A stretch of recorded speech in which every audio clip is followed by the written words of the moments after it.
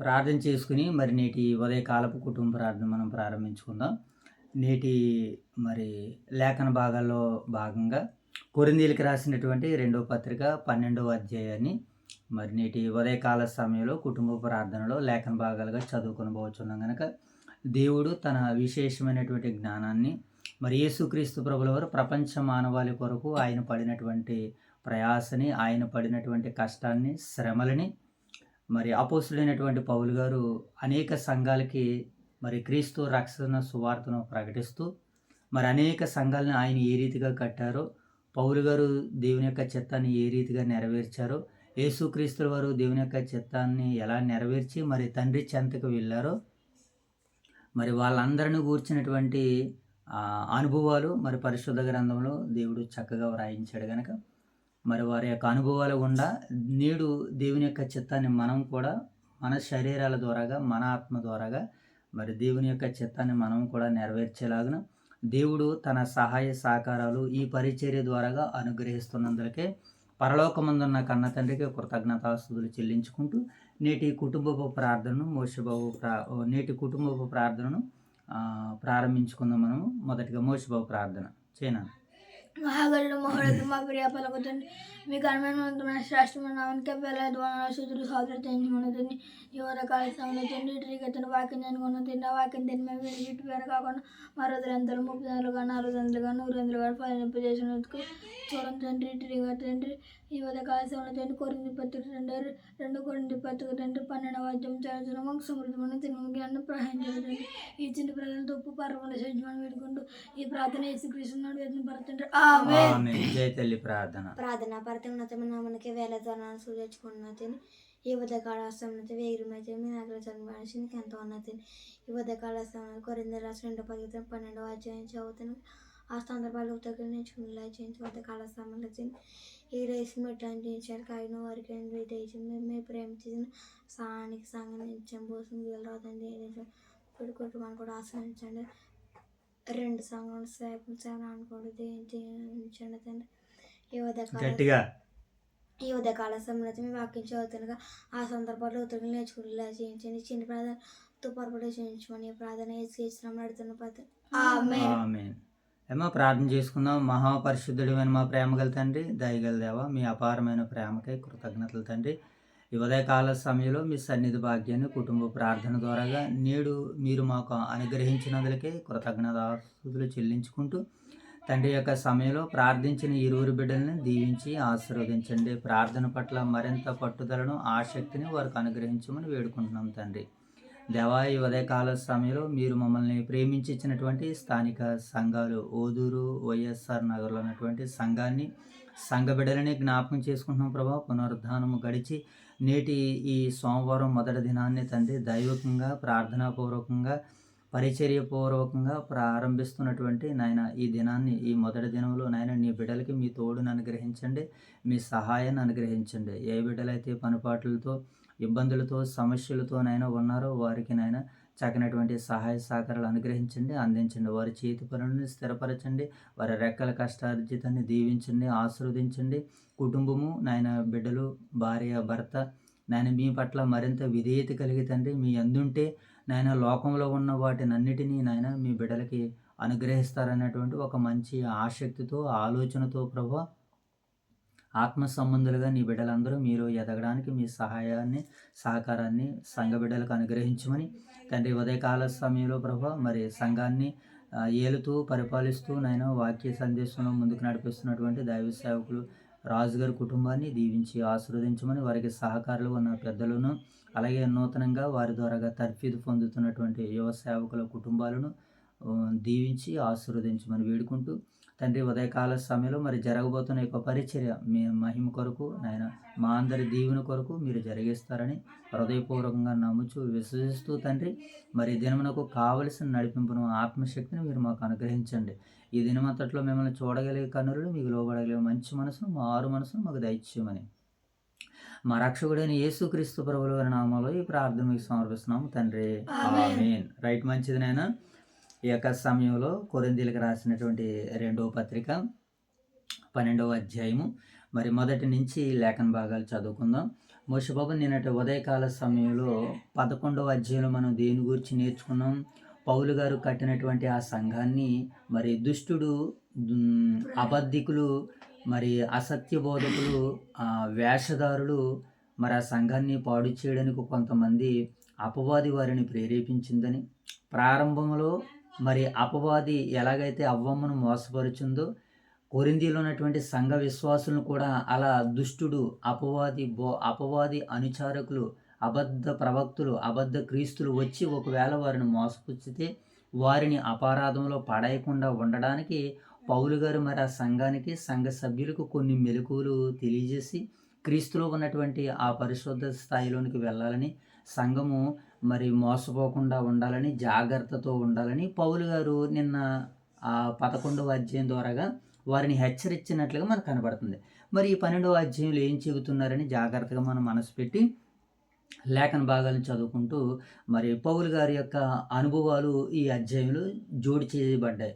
దేవుడు ఆయనకి ఎంత దగ్గరగా ఉన్నాడో, ఆయన ఎలాంటి ప్రత్యక్షతలను ఆయన చూశాడో, ప్రత్యక్షలు చూసినటువంటి ఆయనకి మరి ఎలాంటి బలహీనతలు వచ్చినాయో, ఆ బలహీనతల్లో ఆయన ఎలా బలాన్ని పొందుకున్నాడో, మరి ఆయన అనుభవాలు గుండా నేడు పరిచర్య చేస్తున్నటువంటి మనము, విశ్వాసులైనటువంటి మనము, పరిశుద్ధులమైన మనమందరం కూడా మరి తండ్రి చిత్తాన్ని మరి మనకంటే ముందున్నటువంటి ప్రభు అయిన యేసుక్రీస్తుల వారు, అపోస్తలులు వారు ఎలాగైతే తండ్రి చిత్తాన్ని నెరవేర్చి వారికి అప్పగించబడినటువంటి రక్షణ సువార్తలో వారు ఎలాగైతే ముందుకు వెళ్ళారో మనం కూడా అలా ముందుకు వెళ్ళాలని అనుభవాలు గుండా మరి పౌలు గారు ఎలాగైతే మరి ఆయన పరిచర్య చేశారో, ఆ ప్రత్యక్షలు ఏ రీతిగా ఉన్నాయో ఇప్పుడు మనం లేఖన భాగాల్లోనికి వెళ్ళి చదువుకుంటూ నేటి పరిచర్యను మనం ప్రారంభించుకుందాం. ఓకేనా మోషబాబు? రైట్. 12వ అధ్యాయం 1వ వచనం. అతిశయపడుట నాకు తగదు గాని అతిశయపడవలసి వచ్చినది ప్రభు దర్శనములను గూర్చియు ప్రత్యక్షతలను గూర్చియు చెప్పుదును.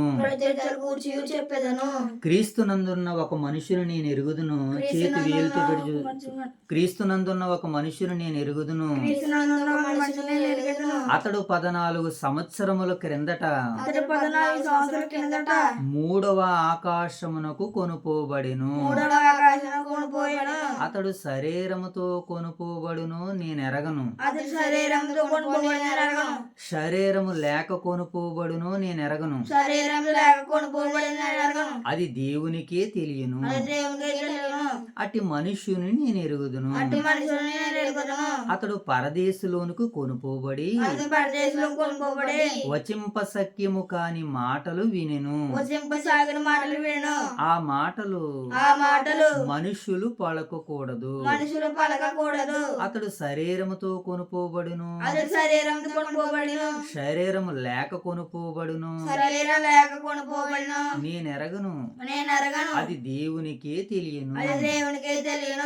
అట్టి వాని గూర్చి అతిశయపడుతును. నా విషయమైతేను నా బలహీనత యందే గాక వేరే విధముగా అతిశయింపను. అతిశయపడుటకు ఇచ్చేయించినను నేను సత్యమే పలుకుదును.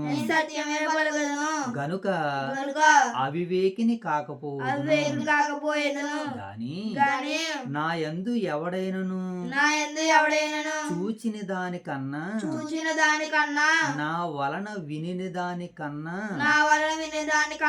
నన్ను ఎక్కువగా ఘనముగా ఎంచునేమో అని అతిశయించుట మానుకొనుచున్నాను. వెరీ గుడ్ నాయన. ఈ 12వ అధ్యాయము మొదటి 6 వచనాలు మనకి ఏమని సెలవిస్తున్నాయి అని అంటే, ఈ 12వ అధ్యాయం మొదటి 6 వచనాలు పౌలు గారు తనకు కలిగినటువంటి ఆ గొప్ప దర్శనాన్ని వివరిస్తున్నాడు అనమాట. పౌలు గారికి కలిగినటువంటి ఆ యొక్క గొప్ప దర్శనాన్ని మొదటి 6 వచనాల్లో ఈ భాగాలు మనకు కనబడతాయి. తన గొప్పతనాన్ని ఆయన చెప్పట్లేదు కానీ ఇక్కడ పౌలు గారు తనకు కలిగినటువంటి ఆ ప్రత్యక్షతలు దేవుని కృపను చూపించడానికి చెబుతున్నాడు అనమాట.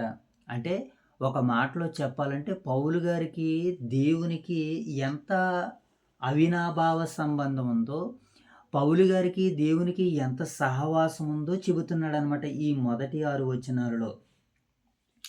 అంటే దేవునికి ఎంత దగ్గరగా ఉన్నాడనంటే ప్రభువైన యేసుక్రీస్తుల వారు ఒక మాట అంటారు, తండ్రి నీవెల్లప్పుడూ నా మనవి వినుచున్నావు గనక ఇప్పుడు నువ్వు వినుచున్నావు అని నేను నిన్ను వేడుకుంటున్నాను తండ్రి. సరే ఈసారి కూడా నా ప్రార్థన ఆలకించు తండ్రి అని యేసుక్రీస్తుల వారు మాట్లాడతారు. అంటే ఎల్లప్పుడూ ఆయన మనవి తండ్రి ఏం చేస్తున్నాడంట? వింటున్నాడు. అలాగే పౌలు గారు కూడా నిరంతరము ఆయనతో పరవశించిపోయాడు, ప్రత్యక్షతలోనికి వెళ్ళిపోయాడు. అంటే దేవునికి ఎంత దగ్గరగా వెళ్ళిపోయాడో చూడండి. ఏమండి, ఇది ఈ సందర్భం పౌలు గారిని మీరు మనసులో పెట్టుకుంటే నేడు మనము కూడా దేవునికి పౌలు గారిలా మనం దగ్గర కాగలదమా? దగ్గర కాగలదు. ఎలా దగ్గర కాగలదు?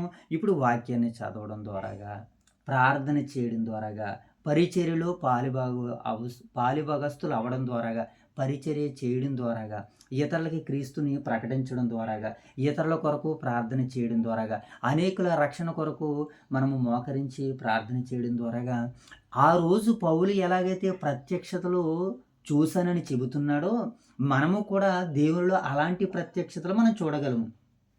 పౌలు అంతటి అనుభవానికి వెళ్ళాడు తన విశ్వాస భక్తి జీవితంలో. నేడు క్రైస్తవులుగా దేవుని పిల్లలుగా మనము కూడా మన అనుభవాలు కూడా అట్టి రీతిగా వెళ్ళాలి. ఇటు రీతిగా వెళ్ళాలి అంటే ఉదాహరణకి ఇప్పుడు మోషే గారు ఉన్నారు. మోషే గారు ఏం చేశారనంటే ఆయన 20 లక్షల కాల్బలాన్ని నడిపించారు. ఆయన ఎంతమందిని?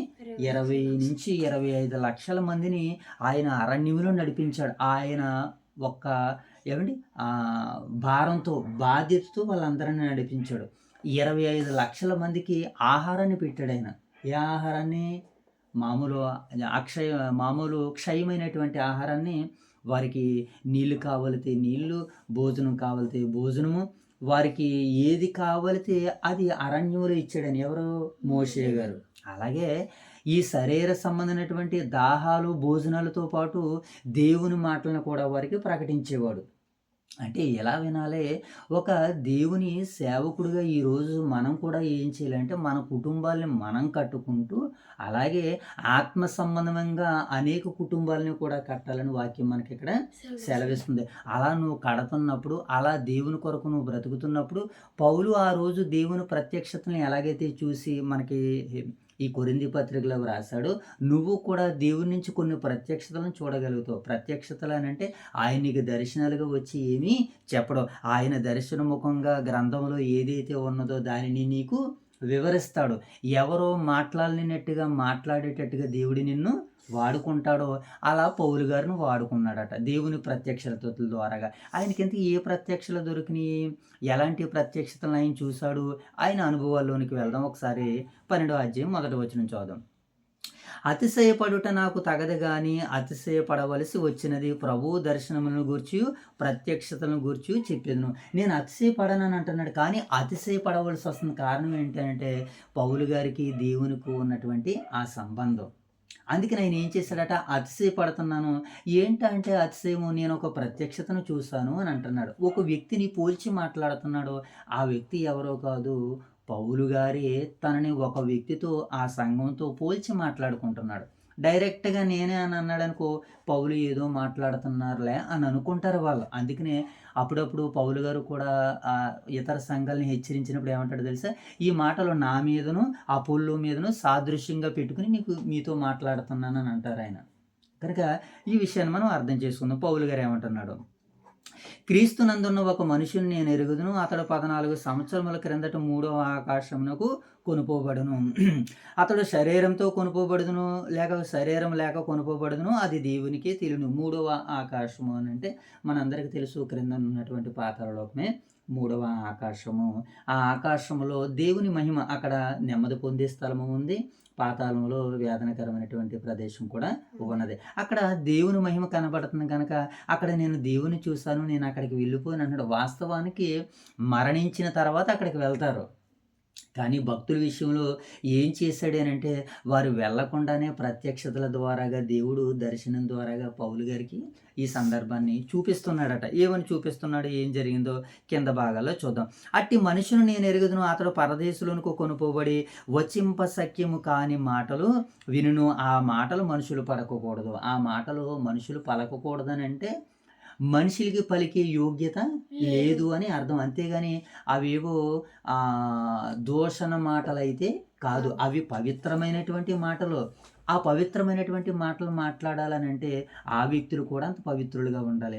మరి అంతటి పవిత్రులు లేరా అని అంటే పవిత్రతను పొందుకోవడానికి స్వతంత్రించుకుంటే వారే పవిత్రులు. వాక్యం ద్వారా తమ జీవితాల్ని, తమ పాపాలని ఎవరైతే కడుక్కుంటారో వారు పవిత్రులు. అలాంటి వారు పలకొచ్చు, అలాంటి వారు పలకడానికి అవకాశం ఉంది. ఇప్పుడు ఆ మాటలు ఏమంటున్నారంటే మనుషులైతే పలకకూడదట, ఆయన వినే సమయానికి, ఆయన చూసే సమయానికి. ఇంతకీ ఏంటి ఆ మాటలు? ఆ కింద మాటలు అంటున్నాడు, అది దేవునికే తెలియను. అట్టి వాని గూర్చి అతిశయింతును, అతడు పరదేశులను కొనుపోవుడు వచ్చింపసక్కిన మాటలు వినును, ఆ మాటలు మనుషులు పలకకూడదు. అతడు శరీరంతో కొనుపోబడును లేక శరీరముతో కొనుపోబడును నేను ఎరగను, అది దేవునికే తెలియను. అట్టి వాని గూర్చి అతిశయపడుదును, నా విషయమైతేనో నా బలహీనత ఎందే కాక వేరే విధముగా అతిశయింతును. అంటే ఈ నా విషయానికి కూడా వస్తే ఏం జరుగుతుందంటే ఇలాగే జరిగింది, నా విషయంలోనూ కూడా నేను కూడా ఆ ప్రత్యక్షతను అనుభవించాను అని అంటున్నాడు పౌలు గారు.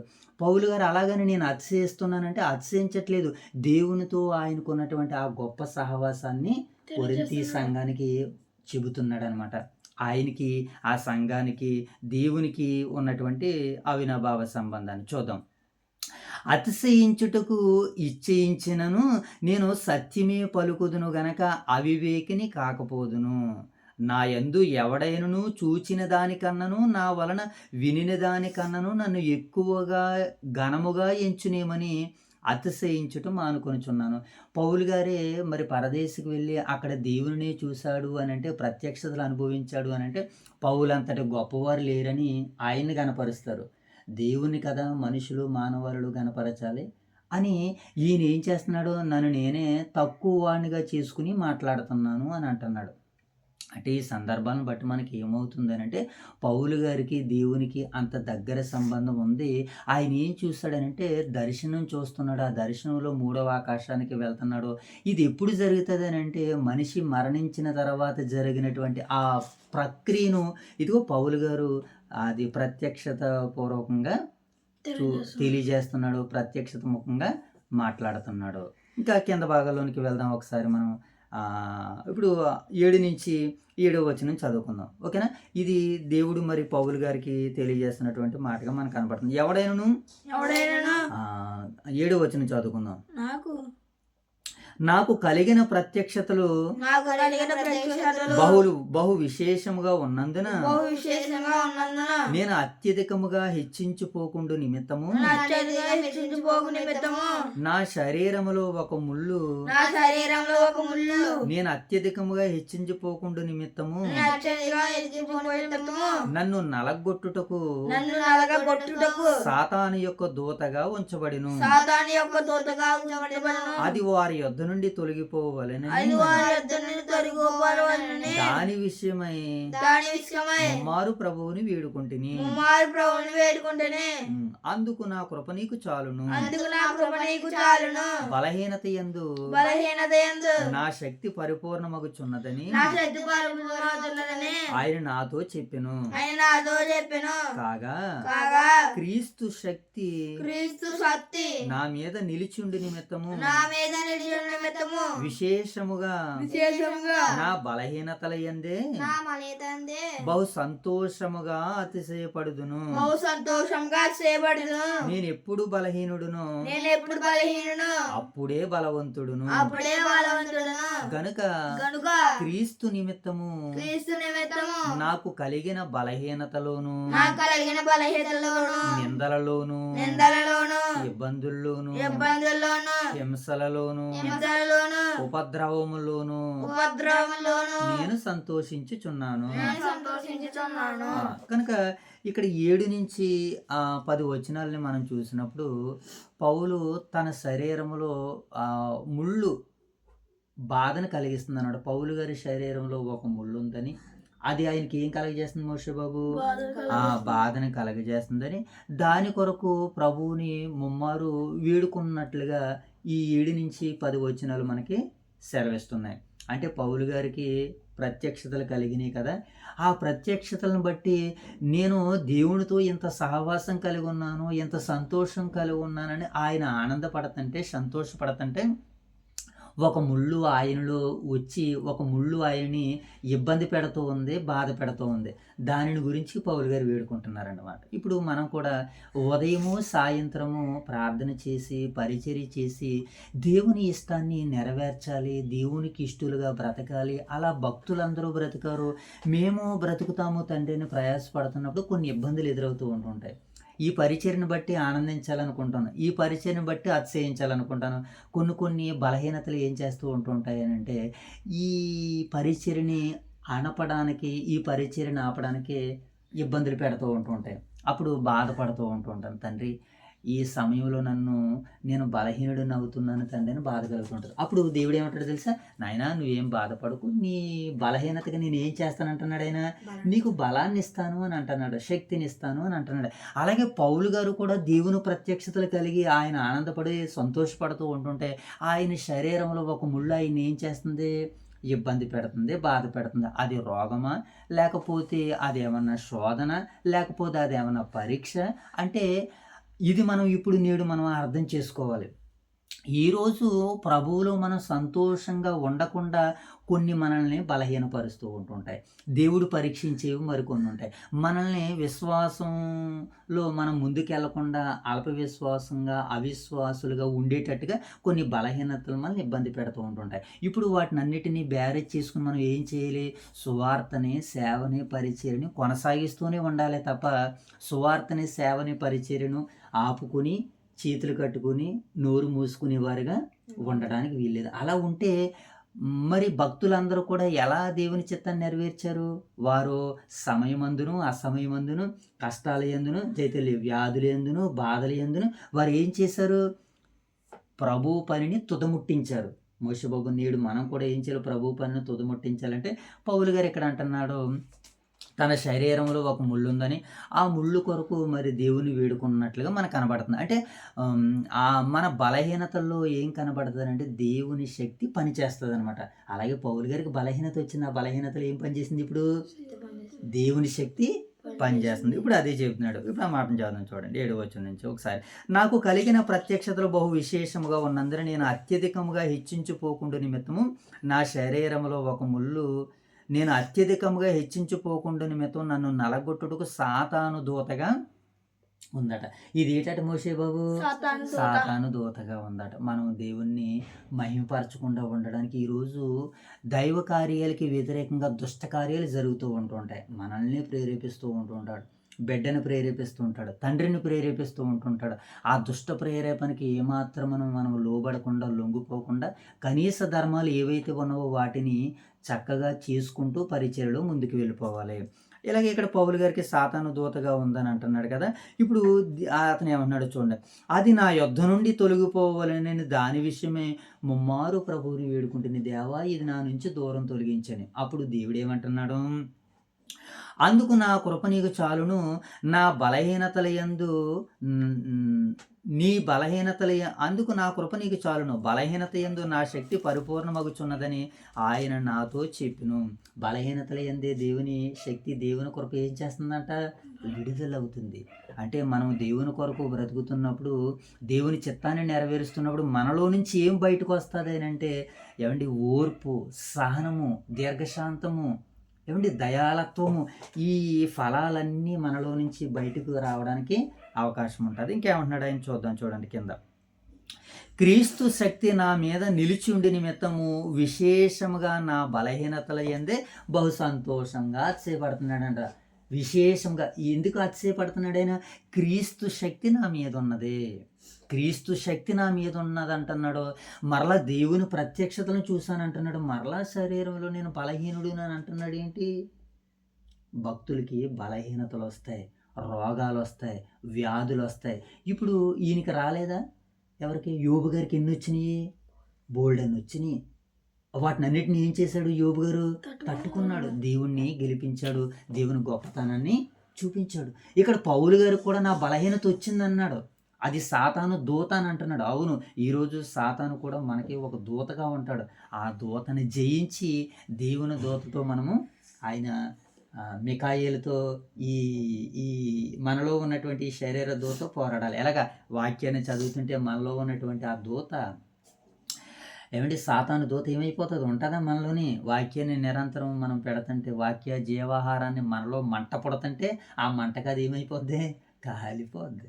ఓకేనా మోషే బాబు? అంటే మనం ఇలా వర్ణనాతీతంగా మనం చేసుకుని మన భక్తి జీవితాన్ని దేవునిలో పెంచుకోవడానికి మనం ప్రయాసపడాలి తప్ప ఎప్పుడు కూడా భక్తిని తగ్గించుకునే వారిగా ఉండకూడదు నాయన. ఓకేనా మోషే బాబు? ఇంకా దేవుడు ఏమంటున్నాడో కింద మాటలో మనం చూద్దాం. క్రీస్తు శక్తి నా మీద ఉన్నది కానీ నేను అతిశయపడుదును. నేను ఎప్పుడు బలహీనుడును అప్పుడే నే బలవంతుడట. ఎప్పుడు బలహీనుడు? అప్పుడే బలవంతుడు.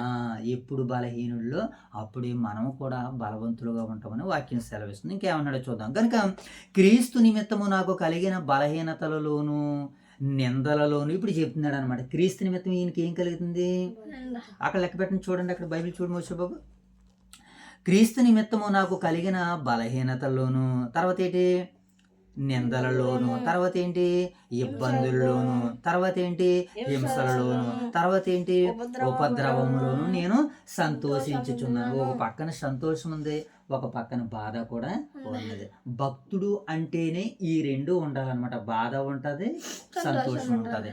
ఇప్పుడు ఆ బాధల్ని సంతోషంతో జయించాలి. జయించిన వాడికి జీవ కిరీటము.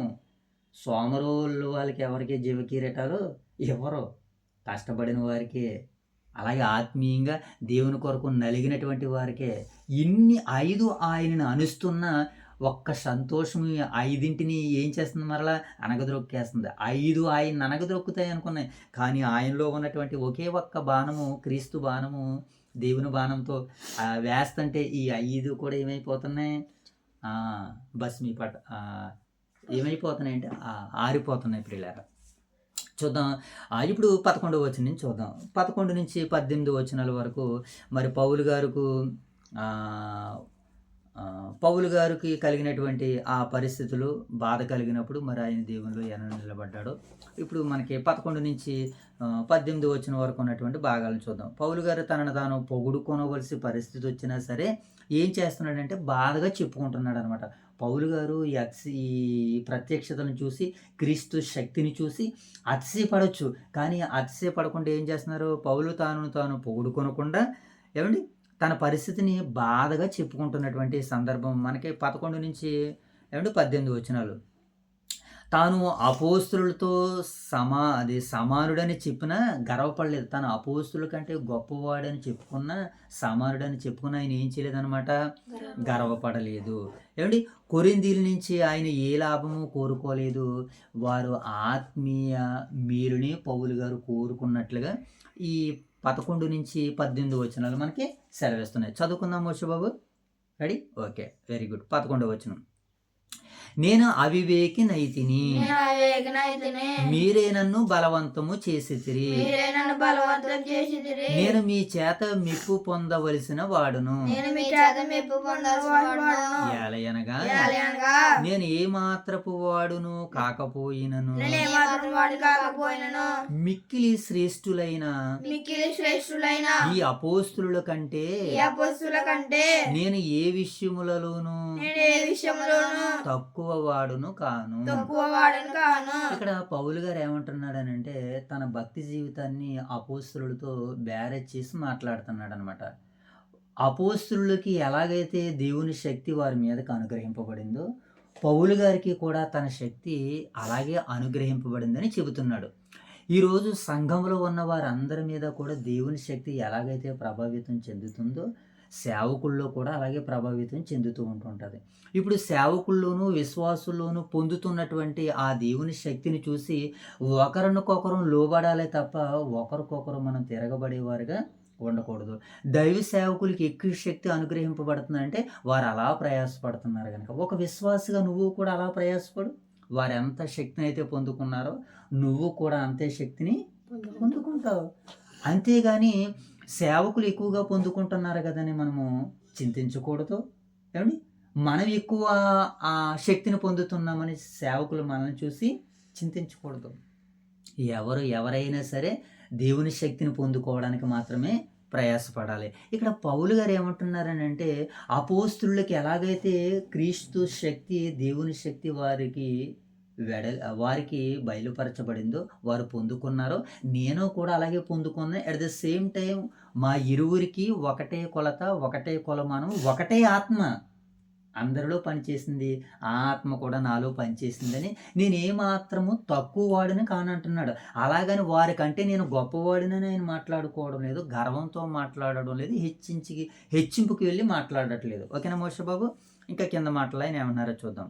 సూచక క్రియలను, అద్భుతములను, మహత్కార్యములను చేయుట వలనను అపోస్తుల యొక్క చిహ్నములు పూర్ణమైన ఓరిమితో మీ మధ్యను నిజముగా కనపరచబడిను.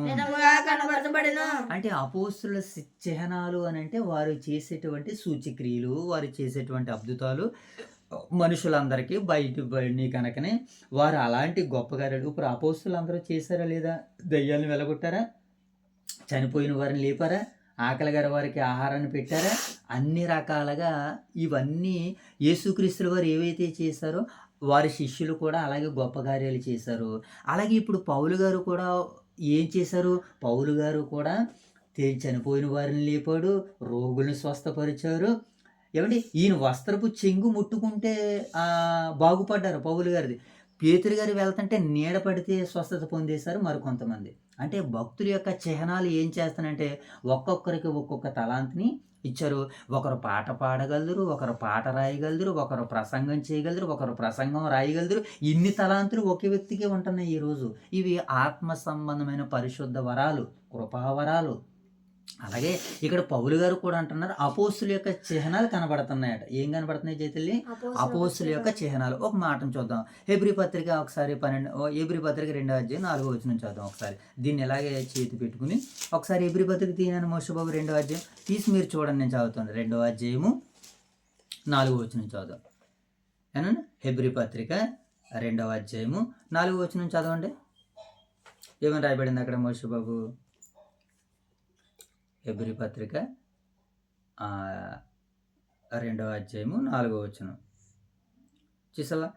ఇట్టి రక్షణ ప్రభు బోధించటి చేత ఆరంభమై దేవుడు తన చిత్తానుసారముగా ఏం చేశాడట? ఇక్కడ లెక్క పెట్టండి. ఇక్కడ దేవుడు తన చిత్తానుసారముగా సూచక క్రియలను, మహత్కార్యముల చేతను, నానా విధములైన అద్భుతముల చేతను, వివిధములైన పరిశుద్ధాత్మ వరములను అనుగ్రహించుట చేతను వారితో కూడా సాక్ష్యం ఇచ్చుచుండగా వినిన వారి చేత మనకు దృఢపరచబడెను. అంటే దేవుడు వాక్యాన్ని ఎలా పరిపూర్ణం చేశారనమాట? వీళ్ళందరూ కూడా సూచక క్రియలు, మహత్కార్యాలు, అద్భుతాలు వీటినన్నిటినీ చేసి ఏం చేశారనంటే వాక్యాన్ని వీళ్ళు ఏం చేశారనమాట? దృఢపరిచారు. వినని వారి చేత మనకి దృఢపరచబడను. అలాగే అపోస్తులు చేశారు, అపోస్తులు చేశారు, ప్రభు అయిన యేసుక్రీస్తుల వారు చేశారు. ఇప్పుడు పౌలు గారు కూడా ఈ విషయాల్ని చేశానని చెప్తున్నాడు అనమాట. కింద మాట మనం చదువుదాం. 12వ వచనం 13వ వచనం చూద్దాం. నేను మీకు భారముగా ఉండకపోతున్న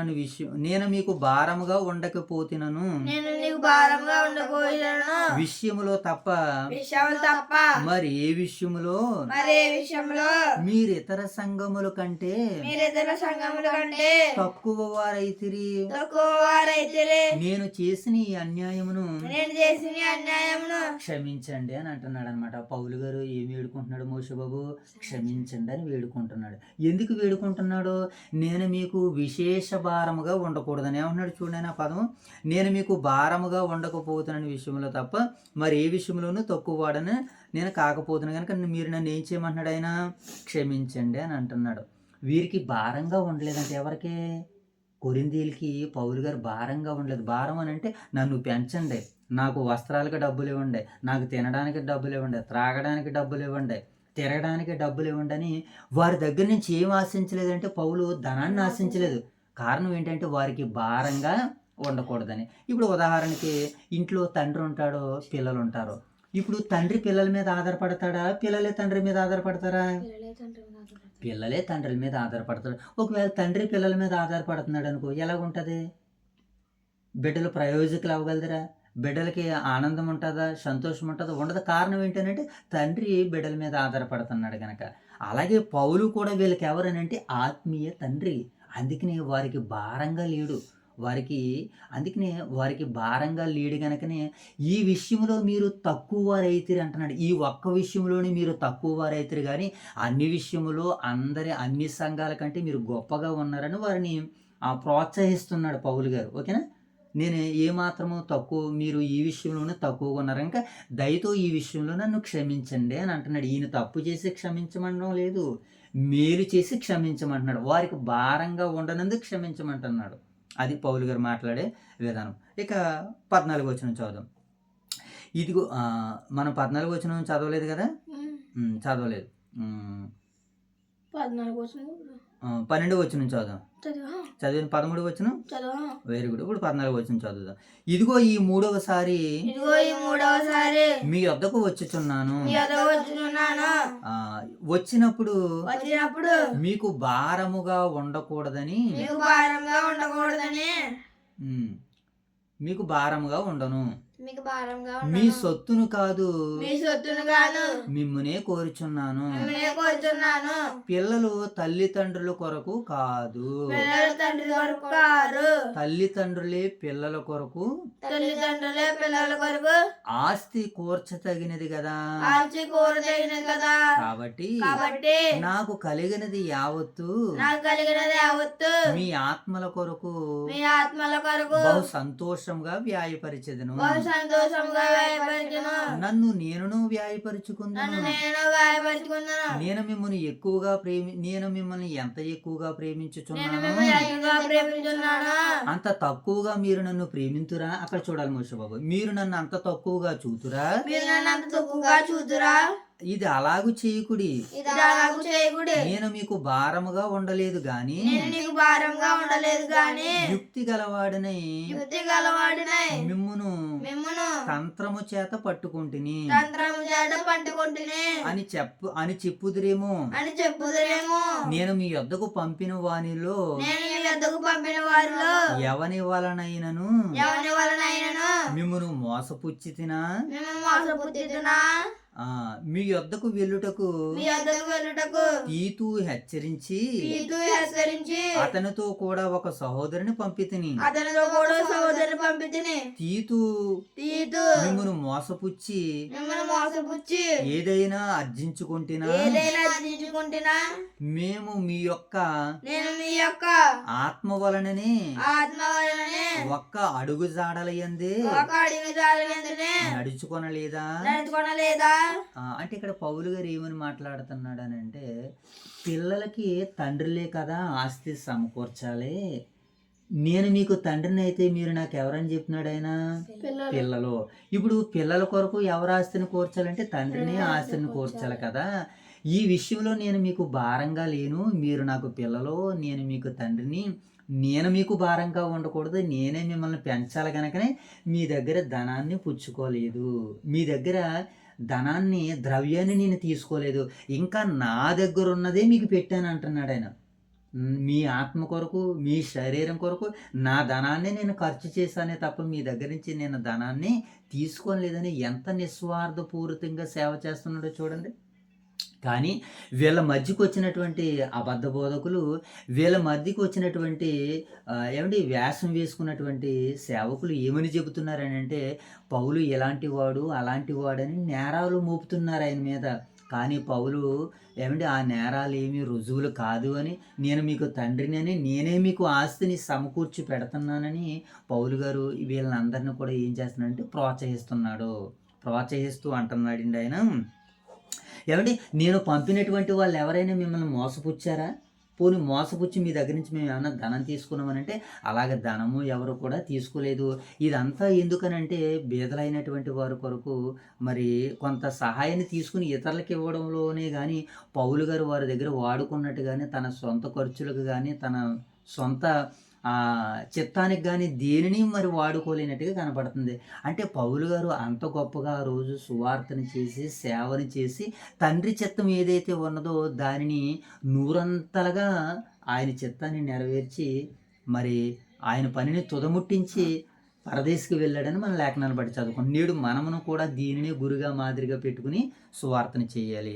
ఇక చివరి భాగాలు మనం చూసినప్పుడు 19వ వచనం నుంచి 21 వచనాలు మనకి ఏమని సెలవిస్తున్నాయంటే ఆత్మీయ ఆందోళన మరియు హెచ్చరిక. పౌలు గారు ఏం చెప్తున్నాడు, ఆయన ఆందోళన పడుతున్నాడో వీళ్ళకి ఆత్మీయ హెచ్చరికలు ఇస్తున్నారు అనమాట. పౌలు గారు మరి తన యొక్క స్థితిని ఏమని తెలియజేస్తున్నాడు, ఏమని వారికి హెచ్చరికలు ఇస్తున్నాడో మనం కింద చదువుకుందాం. 19వ వచనం, మేమెంతవరకు మీ విషయమై మీకు సమాధానము చెప్పుకుంటామని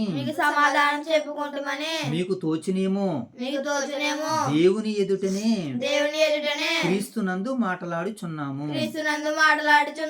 ప్రియులారా, మీకు క్షేమాభివృద్ధి కలుగునట్లు ఇవన్నీ చెప్పుచున్నాను.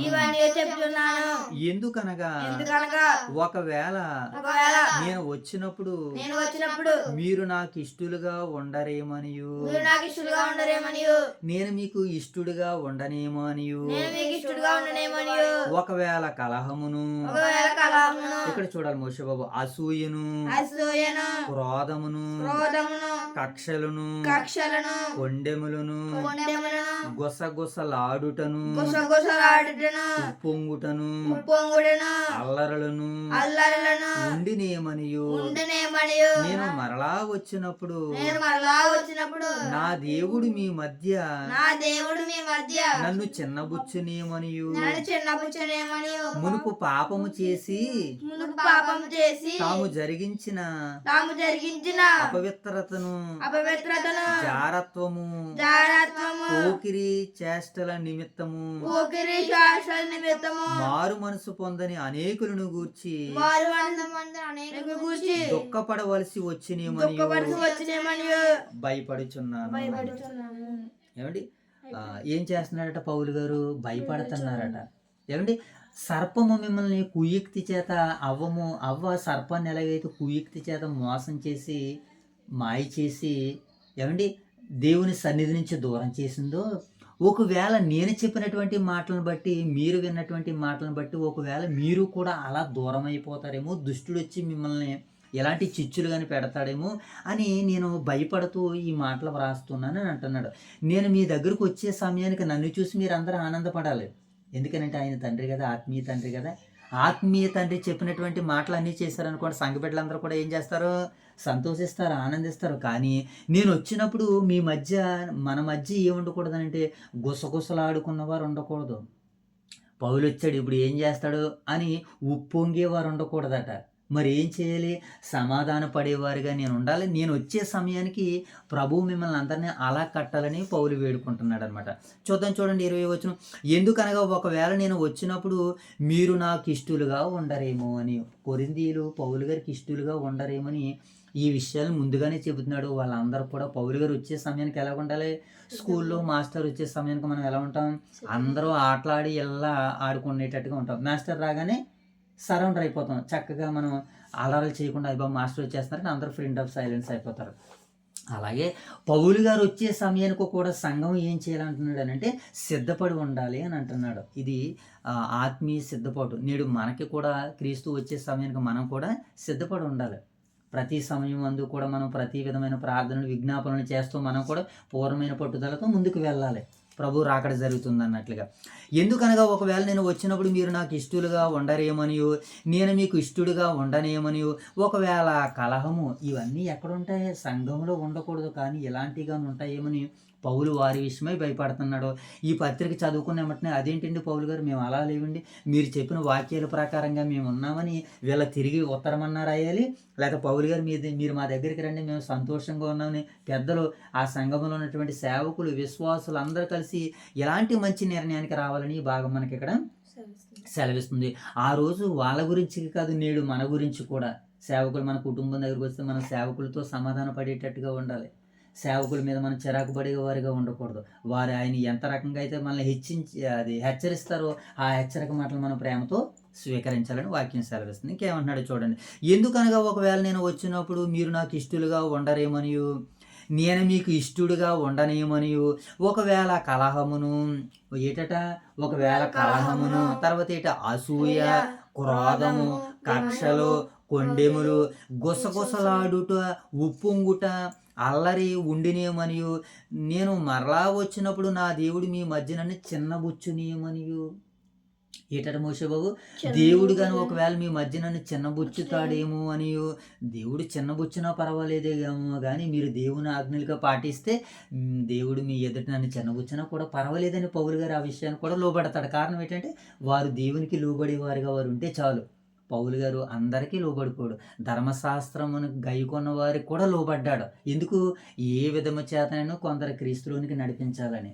ఆయన పాపులతో ఉన్నాడు, ఏమండి అనీతిమంతులతో ఆయన సహవాసం చేశాడు యేసుక్రీస్తుల వారు. అలాగే పౌలు గారు అందరినీ సంపాదించుకోవడానికి యూదుడు కాకపోయినా యూదుని వలె ఉన్నాడు, ధర్మశాస్త్రం గైకొనలేకపోయినా వారి వలె ఉన్నాడు. అక్కడ అంటున్నాడు, నేను వచ్చినప్పుడు నా దేవుడు మీ మధ్య నన్ను చిన్నబుచ్చునేమనియు, మునుపు పాపం చేశారు కదా, వాళ్ళందరికీ పత్రికలు రాశారు కదా, మీలో జారత్వం ఉన్న వదంతి కలదు కనుక మీరు ఆ జారత్వాన్ని దూరం చేసుకుని పాపానికి దూరంగా పరిశుద్ధత దగ్గరకు ఉండాలని లెటర్ రాశాను కదా.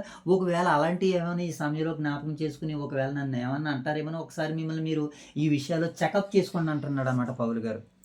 మీ మధ్య నన్ను చిన్నబుచ్చిరేమనియు, మునుపు పాపము చేసి తాము జరిగించిన అపవిత్రత, జారత్వము, పోకిరి చేష్టల నిమిత్తము మారు మనసు పొందని అనేకులను గూర్చి దుఃఖపడవలసి వచ్చినేమనియు.